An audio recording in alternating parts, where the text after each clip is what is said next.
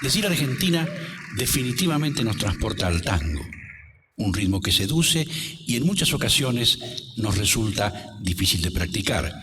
Y es porque mientras muchos ritmos han quedado en el olvido, la musicalidad del tango se ha adaptado a las nuevas generaciones, evolucionando, transformando y creando una oportunidad para que todo el mundo a su manera lo practique sin perder su esencia, el abrazo. Permiso. Yo soy el tango. Yo soy el tango que llega por las calles del recuerdo. ¿Dónde nací? Ni me acuerdo. En una esquina cualquiera. Una luna rabalera y un bandoneón son testigos. Yo soy el tango argentino cuando guste y donde quiera.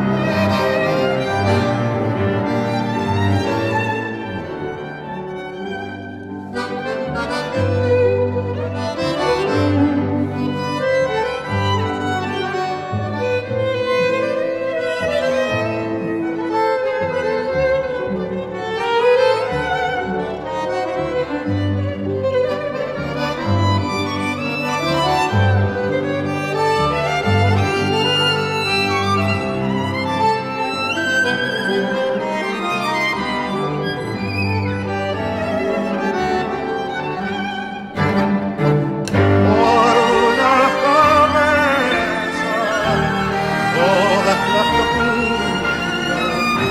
Su boca gruesa borra la tristeza, calma la amargura.